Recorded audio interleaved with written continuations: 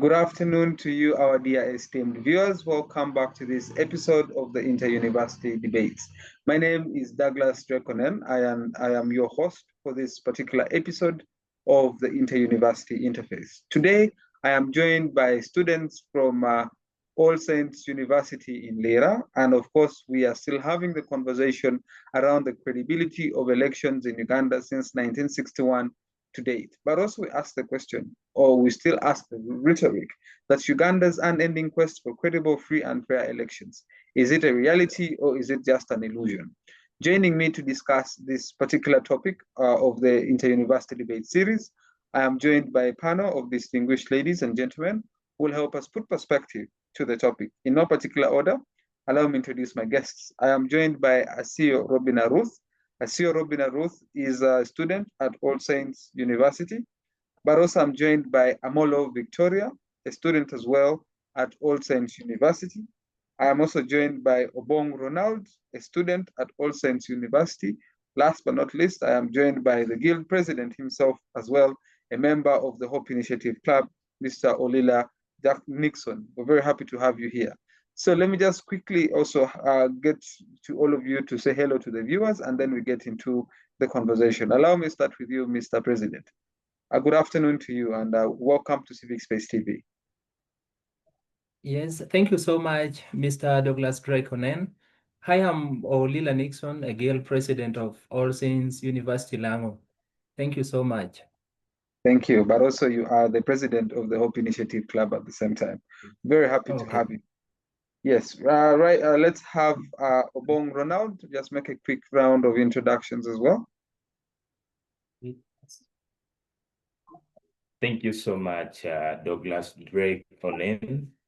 By the names of Obong Ronald, pursuing a student at All Saints University Lira. Yes, we are glad for that. It's a pleasure to have you. Thank you. It's a pleasure to have you as well. Let's have Amolo Victoria just quickly say hello as well. Thank you very much, Douglas Onen. I'm Amolo Victoria, student of All Saints University Lira. Thank you very much. Thank you. Last but not least, let's have Acio Robina Ruth. Thanks very much, the host Douglas Onen. I'm a student of All Saints University, pursuing a Bachelor of Arts with Education. Thank you so much. Thank you. All right, so let's start the conversation. Mr. Guild President, allow me to start with you.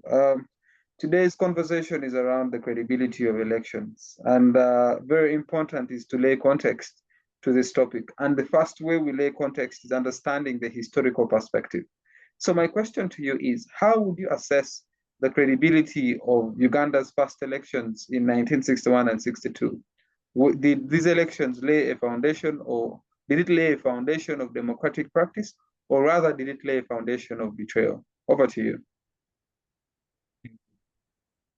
Thank you so much. I wanted just to be straight to the question that you have put on ground. When we look at the election that took place in 1961, whereby we had 3 political parties, we had Kabaka Yeka, we had Uganda People's Congress, then we had the Democratic Party. Looking at the election that took place in 1961, critically, we have seen that the election took place, but the way it took place wasn't really very fair, in a way that there was a coalition that happened between UPC and Kabaka Yeka, ignoring Democratic Party just in silence. Therefore, in the same way in 1962, when the election took place, and you see how Obote came into the power as the president, also really left us with a very big question.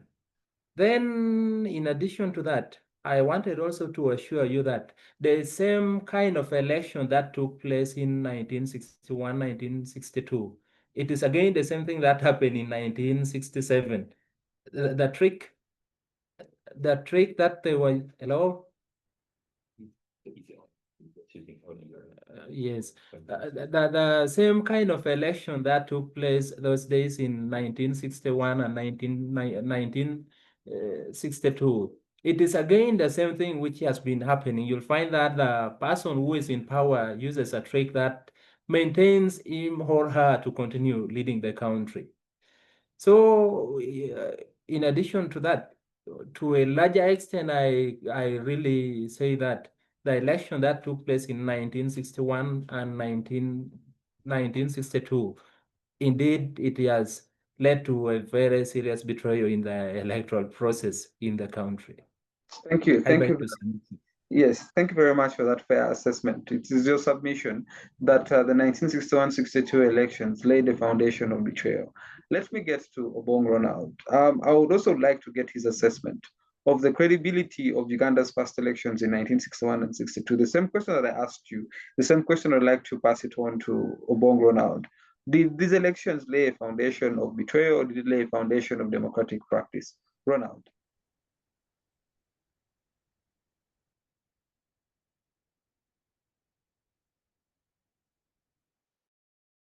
Okay, Drake, once again, I am happy for this moment to talk about it in particular.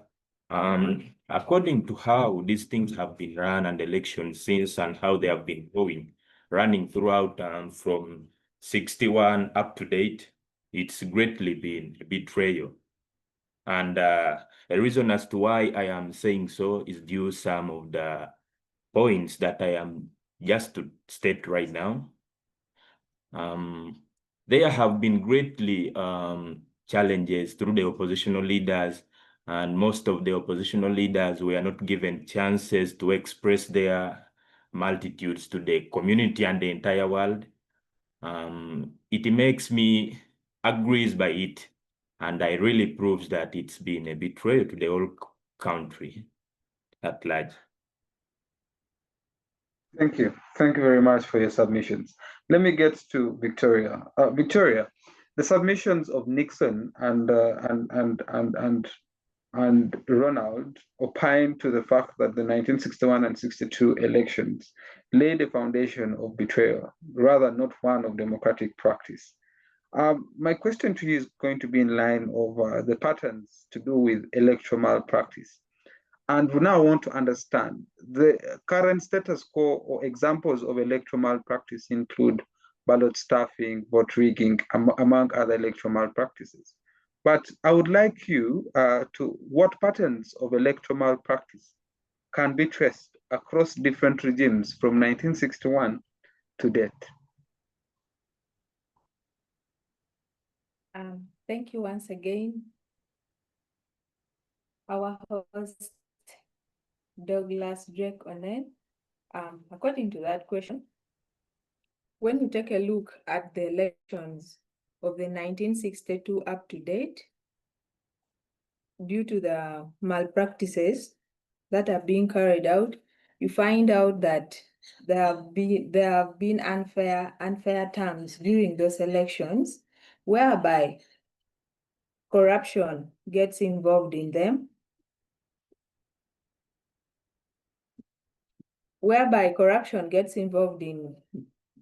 or during the election time, and once you're unable to do things, they are not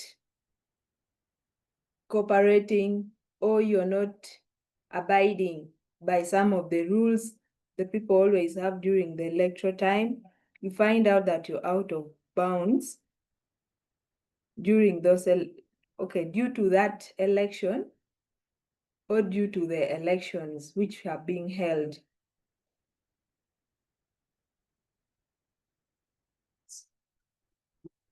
All right. I appreciate your submissions, Acio. Let me get to your other colleague to just come and then, push further the conversation in line of from those patterns that Victoria has just outlined. Ruth, I'm much more interested in the historical experiences. And my question to you is, to what extent have historical experiences of disputed elections shaped Uganda's political culture? Ruth?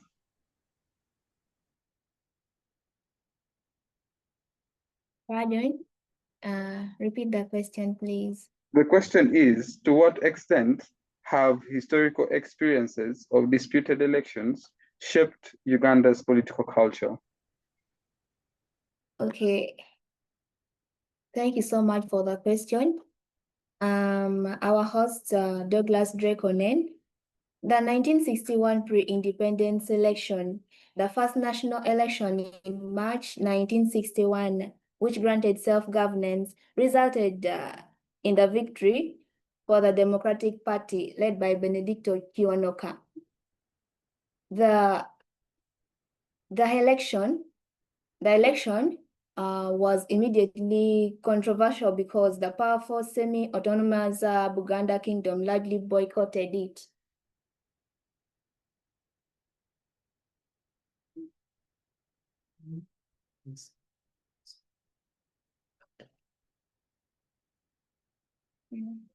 All right, thank you.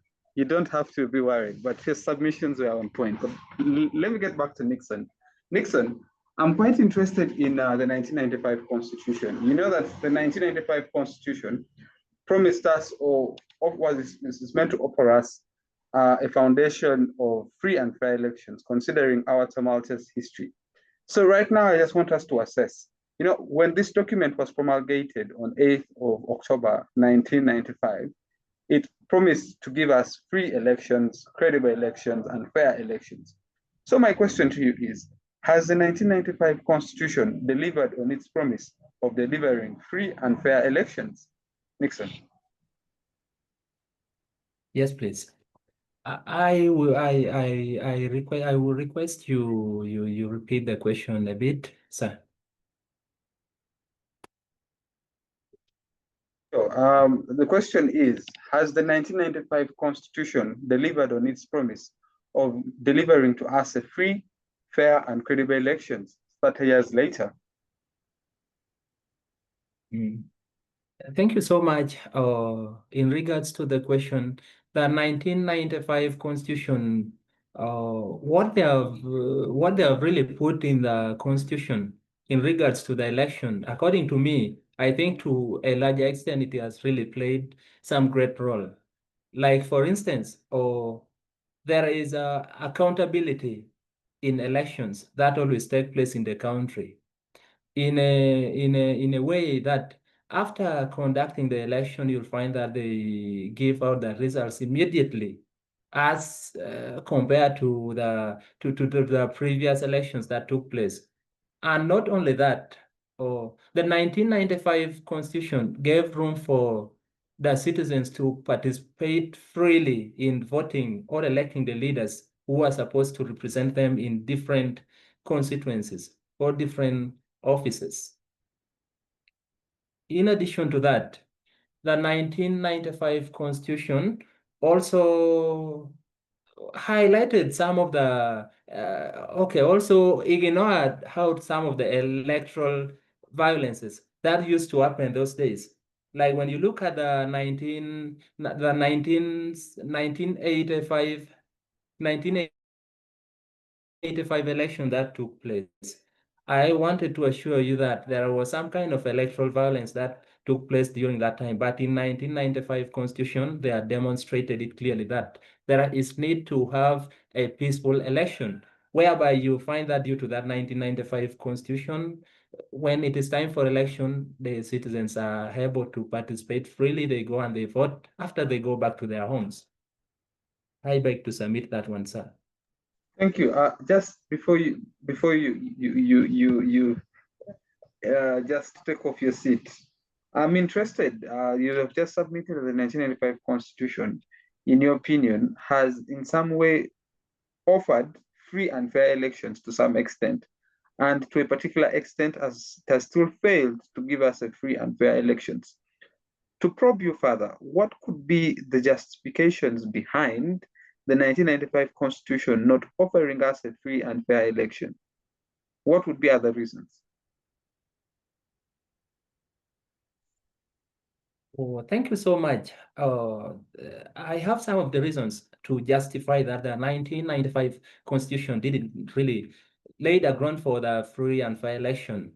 The first point that I would put on ground is that there is voters' bribery and corruption. Talking about that, I mean, as you are aware of our political situation right now, whenever a candidate is going to address the crowd, he or she must have a lump sum amount of money to give the voters in order for them to vote. Not only that, there is also electoral violence. In a way that you find that in like recently, in the recent election that took place in 2021, we have seen a lot of electoral violence whereby the opposition candidates suffered a lot. For example, from driver for the new president was also shot dead, and some of the young people were also really intimidated. They were fought. So which really made the 1995 constitution not to pave a very good way for free and fair election. In addition to that, there is also misuse of state resources, sir. In a way that you see, like recently, each and every presidential candidate that was nominated is given 100 million, given the escorts and a big number of people. But the resources that would have been used to improve the standard of living of the citizens are really being wasted, which is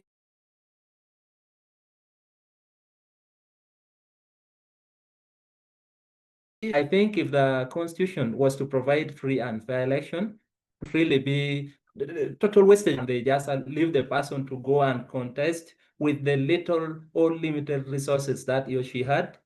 Because I believe when the person presents the manifesto, it is now the role of the citizens to vote who has the best manifesto, sir.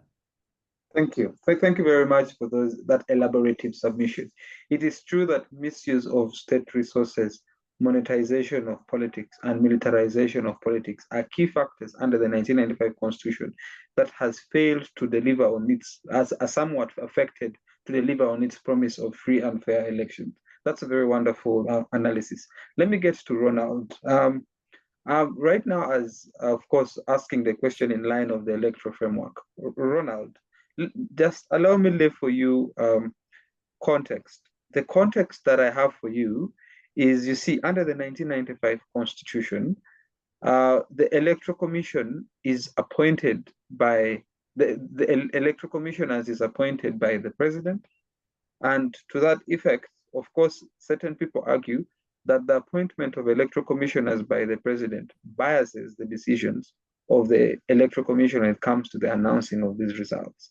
So my question to you is, does the current electoral framework under the 1995 Constitution safeguard the independence of the electoral commission, considering the context that I've just given you?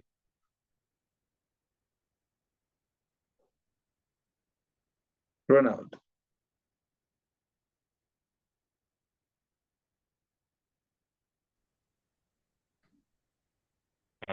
Again, would wish to beg.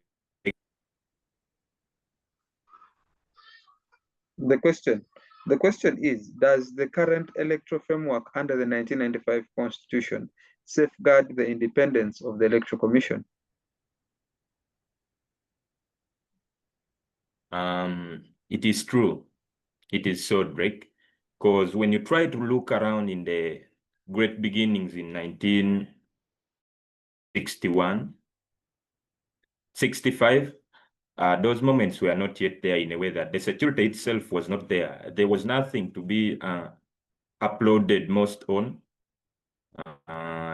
Hence, resulting to that during those processes, security first and foremost was not there. But as per now, as we talk, yearly after a year, there are recruitments of different security personnel in various sectors, including the police forces and the UPDFs.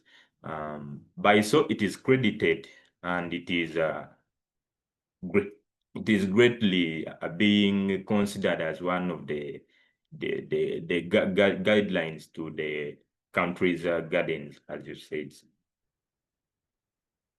All right, thank you. Let me get to Ruth. Ruth, considering the submissions of Ronald, we understand that you see, the current electoral framework is one that bestows the Electoral Commission the mandate to go ahead and conduct elections.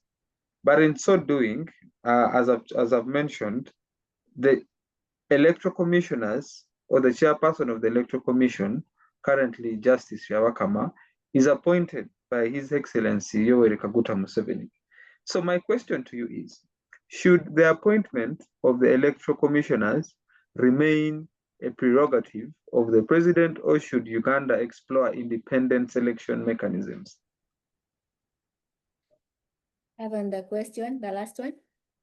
Should the appointment of electoral commissioners remain a prerogative of the president, or should Uganda explore independent selection mechanisms of the electoral commissioners? Thank you so much. I think that question, it is depending on the ways that we, the citizens, we are supposed to carry out the votings, because now, if it remains the president's prerogative, it's going to be like one-sided government, like people are just basing on the president's appointment. But this one should be it should be like there is no way that they can neglect other parties and they just stand on the president's appointment, because if not, it's going to be like we are going to start seeing issues concerning militarization, whereby you see armies are there deployed to beat those ones or harass those ones who are trying to campaign for their political leader, the other opposition side. But if it doesn't remain the same way the government or the president of Uganda has appointed it, it's going to be equal, and everyone is going to be having that freedom of voting freely for the person that their heart desires. Thank you. Thank you. Let me get to you, Victoria. Victoria? Yes. The question I would like to pose to you is in line of democratic practice. And from the submissions we have attained or listened to today from our colleagues, they seemingly show that Uganda has failed to have credible, free, and fair elections. So my question to you could therefore is Uganda's recurring cycle of contested elections a reflection of weak institutions, or is it a reflection of political culture? Okay, thank you for the question. As to me,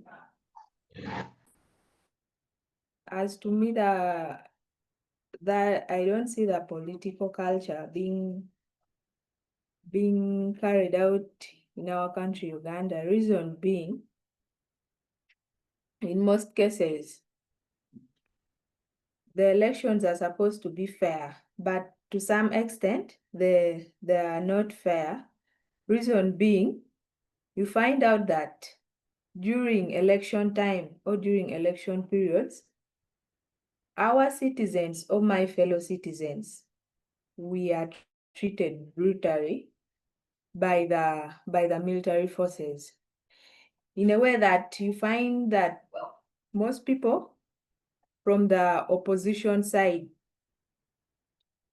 are totally mistreated.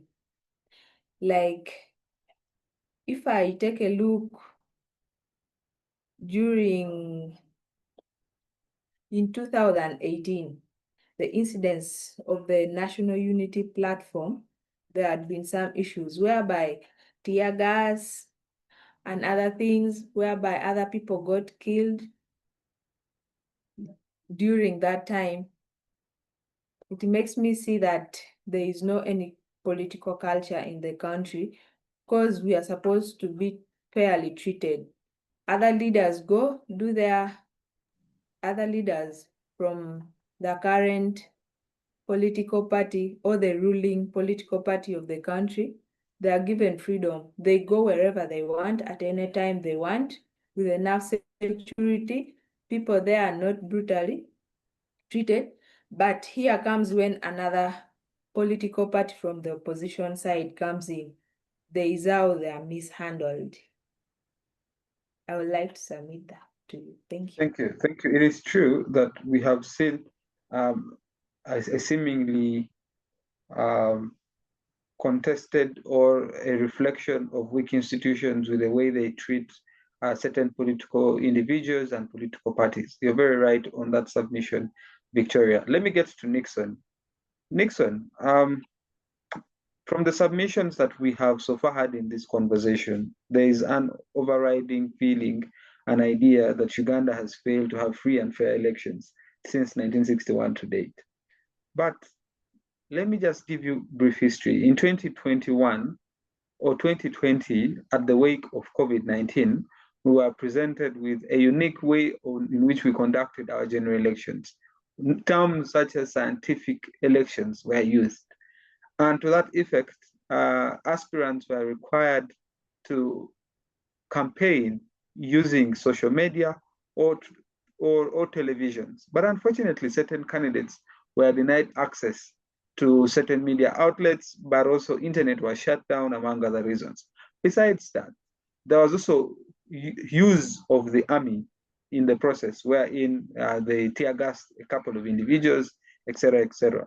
So my question to you is, can an election in Uganda be truly free and fair in the absence of access to, in the absence of equal access to media, security, and financing? Thank you so much, sir. I would beg you pardon the question a bit. The question is, can an election in Uganda be truly free and fair in the absence of equal access to media, security, and financing? Yes, thank you so much. I have got your question very well.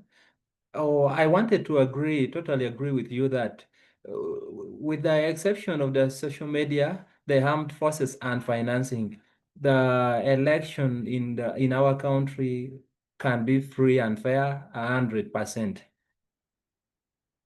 Due to the following reasons.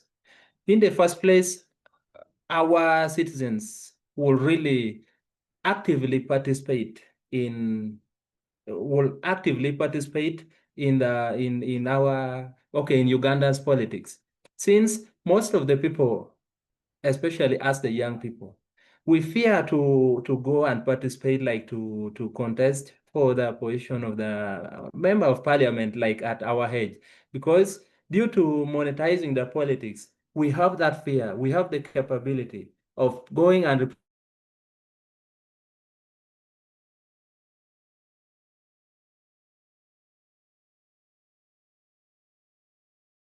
representing our people so well. But now, since we are not having money, that one really the financing election. In addition to that, when armed forces are really completely sidelined out of the election processes, my brother, I believe we can be able to achieve a free and fair election, since most of the armed forces, when they are deployed, you see, most of the people, they always fear the armed forces, since they have been seeing, for example, from the other election that took place, like in 2021, whereby you find wherever the opposition members, they are having a big number of people, you find they always deploy a large number of forces. That scares away the supporters of the opposition, and it discourages them from participating actively in the election process.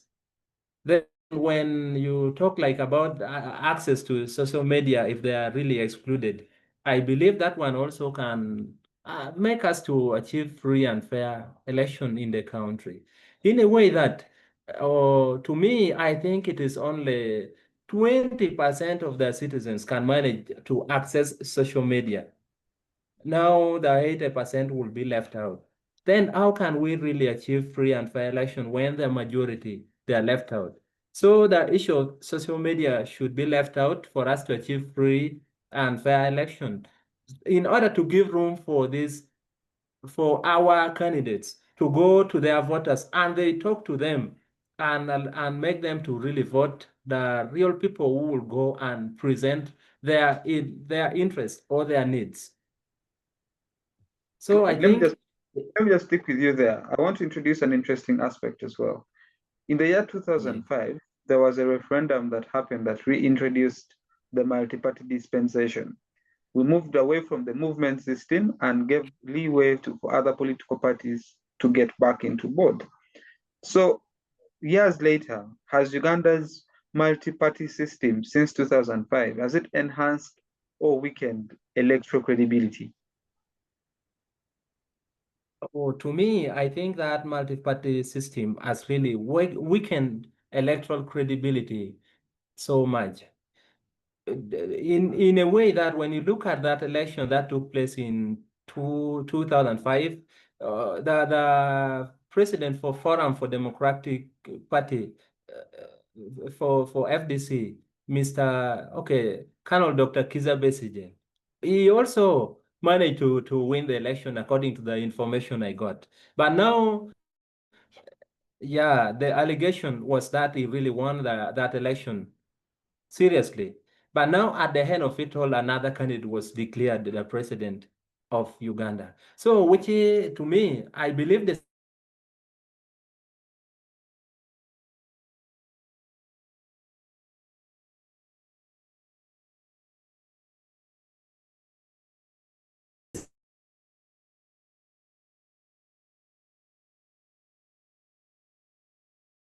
same thing happened in the recent elections, that the government in power can go ahead and fund a candidate just to prove that there is really what we call democracy in the country. And you'll find that there is someone who has put the interest far beyond what people are aware. So to me, I think the introduction of that multi-party system in the country has really weakened our democracy and election process in the country to a larger extent. Right. Thank you very much for that elaborate submission, my brother Nickson. Let me get to Ronald. Ronald, my interest now is on us as young people.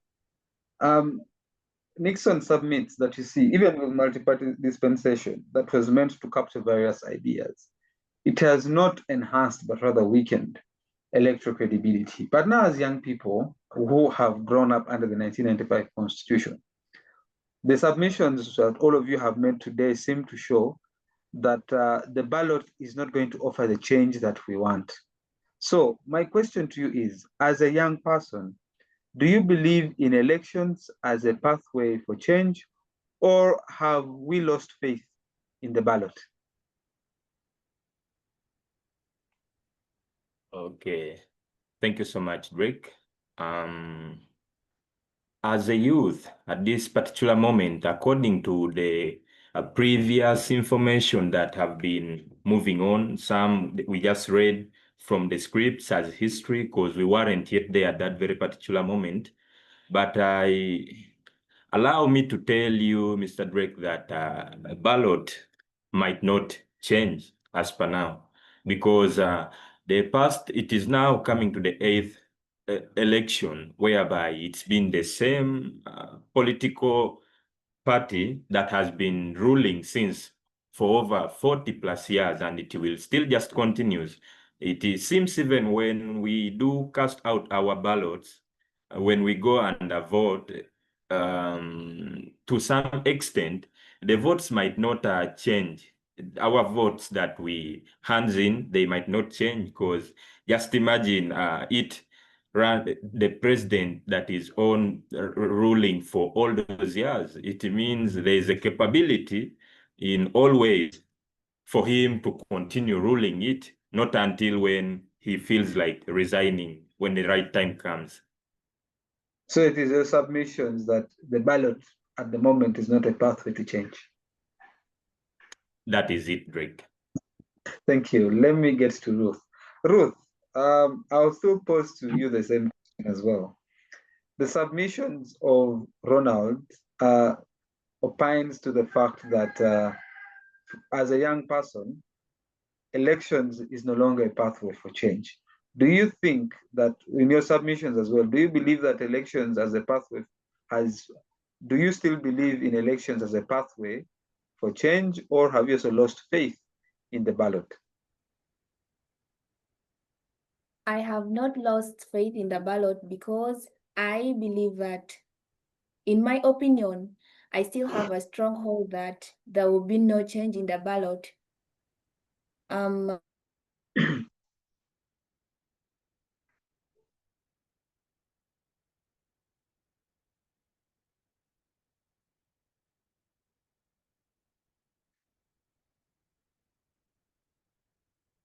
Hello.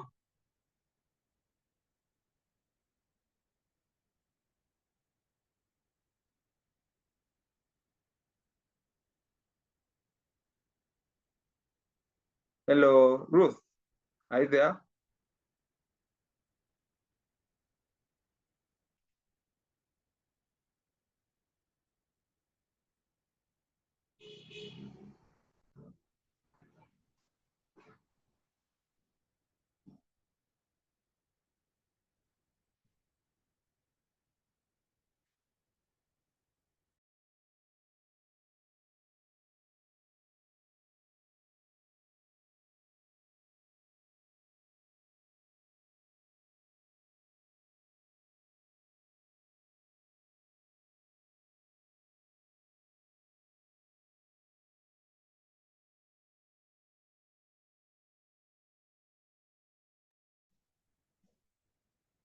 Hello, Ruth, are you back?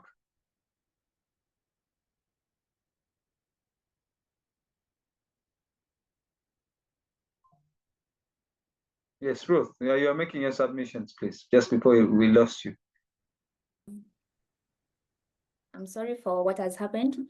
I was giving in my continue, right? Yes, please. I was giving in my opinion that when it reaches time for elections like this, we see the government programs being carried out, like registering the young ones, like nursery kids, issues concerning IDs, and I realized like there's something somewhere, because when there is no time for elections like this, you find that the schools are dormant about these activities. But when the time comes, that's when you will see the government emphasizing and enforcing the parents to go and register their children for this national identity card thing.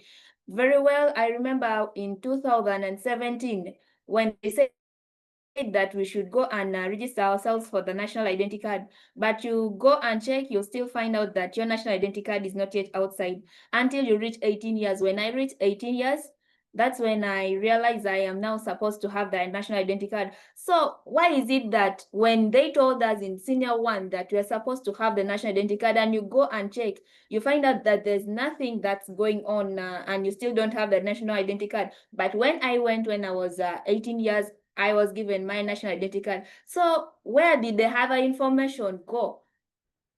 That's my question, and I think it's a rhetorical question which needs an answer by me, and you can help me also discuss that one at large.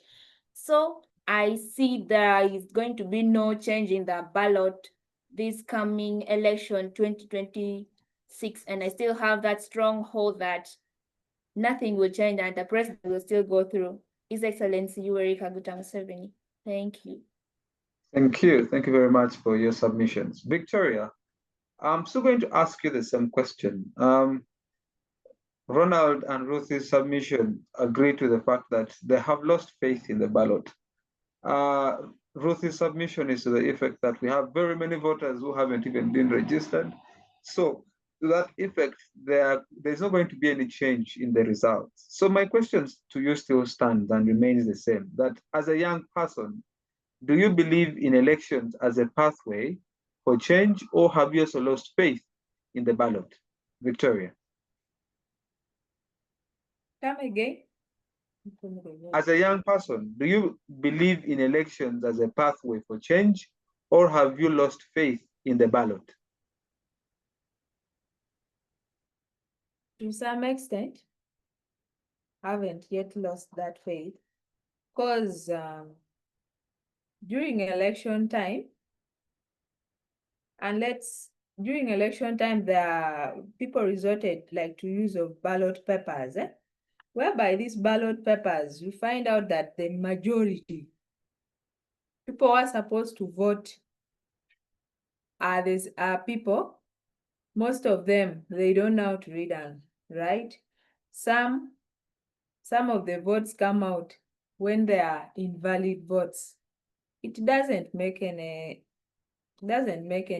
great sense. And again, leave alone that there are elderly people, like if there could be a way people could be reached and there are a lot of guidance, they help them to do their votings, it would be better. Because there are some people, they feel like giving in their votes, but they have no option. They don't know what to do. They can't reach like the polling stations. Other people could be because of the weather, because of like maybe the bad roads and the poor network, they are unable to reach wherever they are supposed to go and do their votings. That's all I can submit. All right, thank you. Let me get to Nickson. Your submissions highlight a gap when it comes to civic awareness. Of course, I'm interested now as I welcome Nickson to submit on the issue of civic education. So Nickson, the submissions of Victoria showcase a gap that is existing when it comes to voter education, but also people being civically aware of their rights and duties. So my question to you is, what role can civic education play in restoring trust in Uganda's electoral process? Okay, straight to the answer. I wanted to tell you that indeed, civic engagement or civic education can really play a great role in bringing some of the reasonable reforms in the electoral processes in the following way. One of the reasons why this civic engagement is very important in the electoral process is that it helps in promoting good governance and democracy in a way that when the citizens, they are sensitized about what the government is doing well for them, or the leaders whom they are electing, they are doing the right thing for them, they are given the room to participate freely in the electoral processes. Indeed, I'm telling you, majority of the citizens can go and participate in vote. But now, since there is since this civic awareness has not been taking place in our country, it is really what has really been making our country to lag behind when it comes to that electoral process, as mentioned by my colleague, Victoria.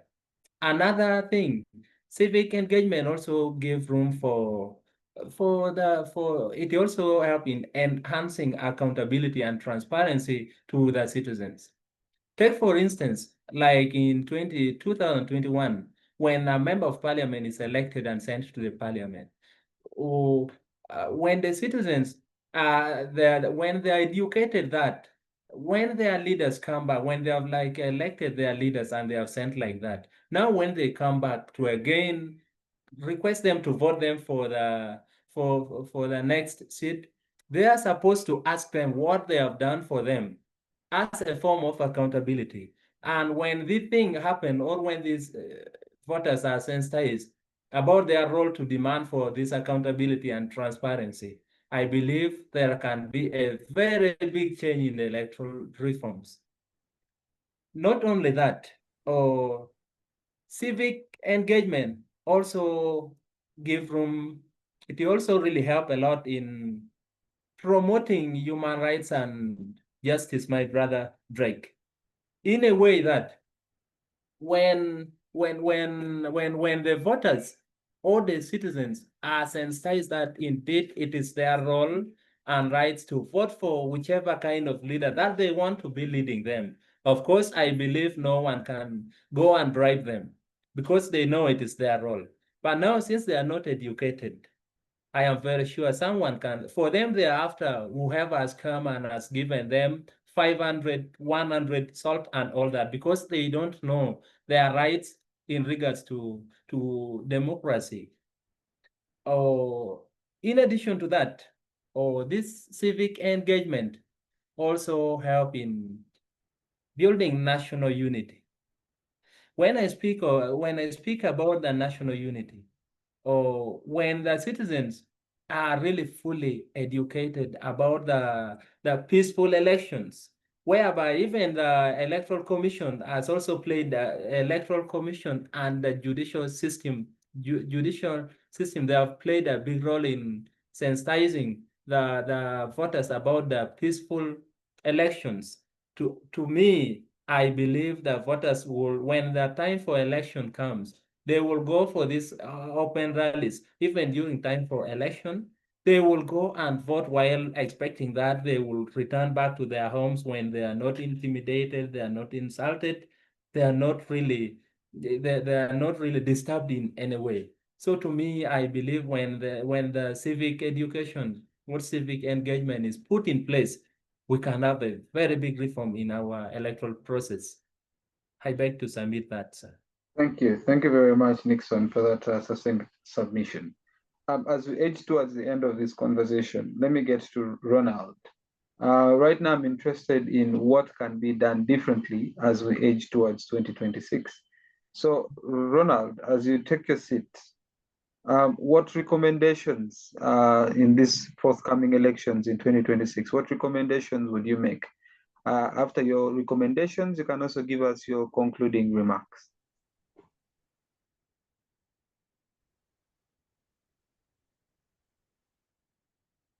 Thank you so much, Drake, for this particular moment again. Sincerely speaking, where necessarily, I would conclude personally by saying, to some extent, to a larger extent, let each and every family member who is capable to vote do the needful, and to the fellow youth and our age brackets and the sorts of the issues of creating issues all over, going to the streets for the strikes, for the whatsoever.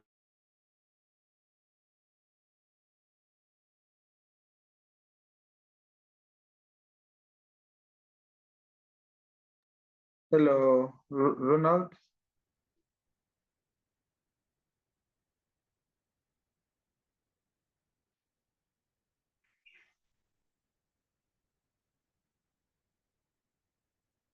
Hello.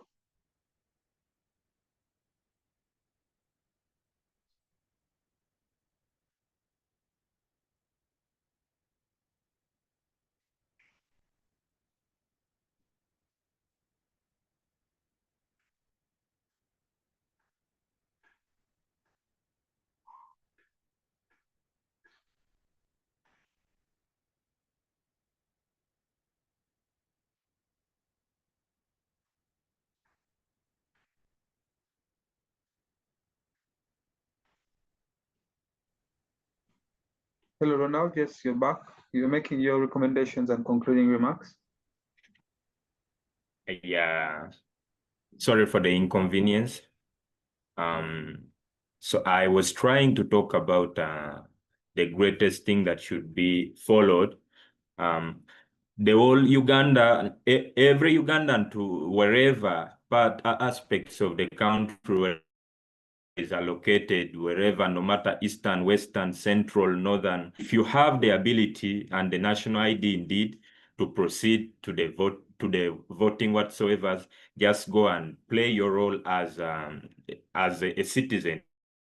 Is one of the greatest things that shows that you're a true citizen and you're always patriotic and loyal to your country. You must participate in it, and we just wait for the feedbacks. That is about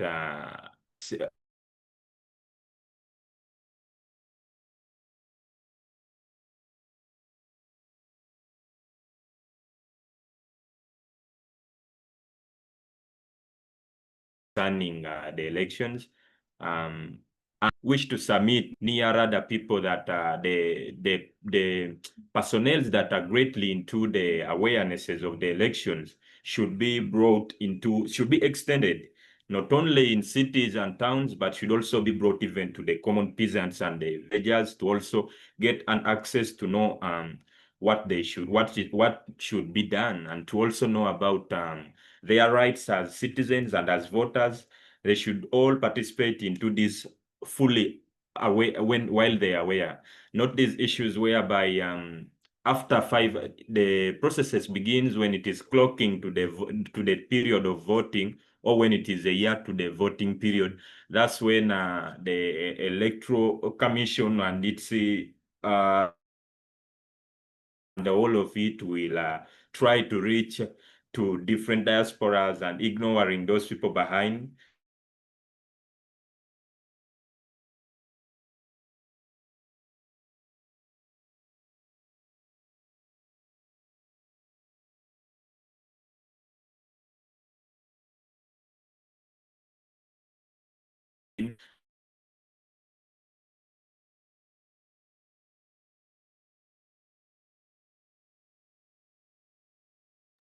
Hello, Ronald, are you there?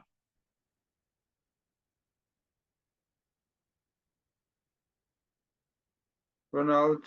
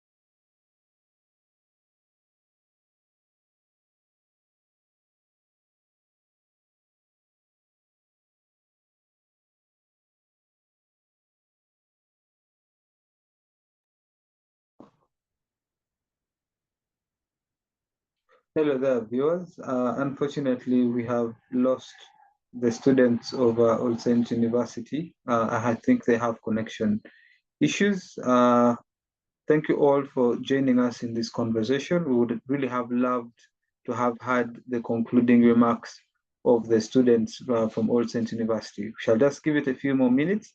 When they come back, if they don't, we shall be able to close the conversation.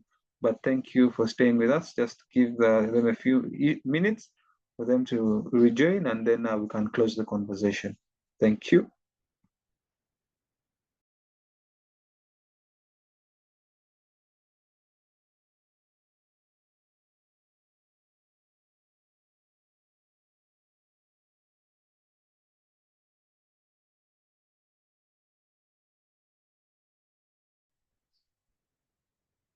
Yes, welcome back, Ronald. We just lost you there. Please just make your quick recommendations and concluding remarks. All right, thanks again for this particular moment. As I conclude, I would like to encourage Uganda as a whole to participate into the elections, because most of the people as per now, they are talking of issues like there is no, though we go for the vote, we go and vote, still there is nothing like change. Change won't be there after all the 40 years of no change. So now most people, they just, to them, they feel like even if a single vote can't change the whole of it. But I would wish to say that there's time for everything. Just continue with it, not to give up. I rest my case. Thank you. Thank you very much. Victoria, let's have your concluding remarks as well. Yes, please. Come again. Your concluding remarks.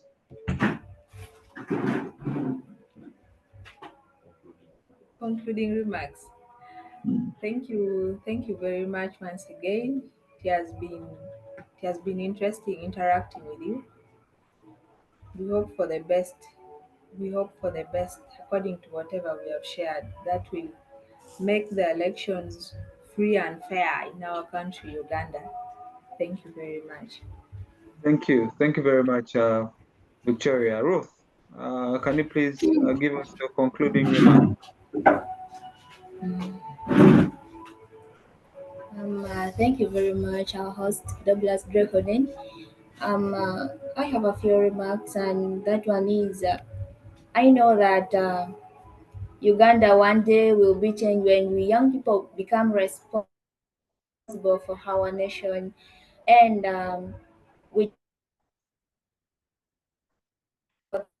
like the coming election to be fair, even though it's not going to be fair. We just pray for the peaceful election to come out without any war, without a death, like because now, even though we want or not, the fact is corruption has already led some of the lives of the people who are our leaders, and we cannot avoid that since they are having the stronghold of power in their hands, and we cannot control and prevent that. That's inevitable. So we just pray that all goes well, and by God being our great leader, He'll help us to overcome this. Thank you. I beg to submit. Thank you. Thank you very much. Nickson, please give us your concluding remarks.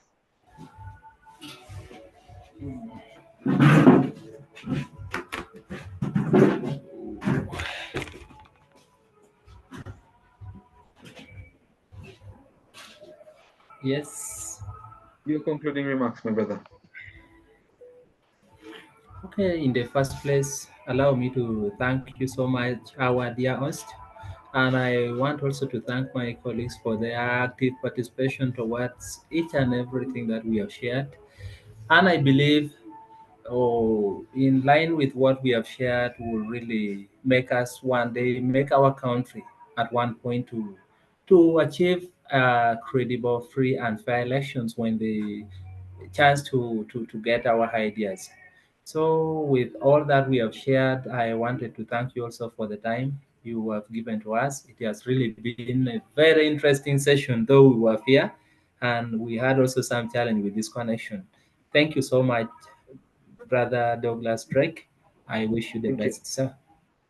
Thank you. Thank you to you all. Thank you very much, Olila, Nickson, Ruth, Acio, Victoria, and Obong Ronald for the wonderful submissions that you have all made in tonight's conversation and session.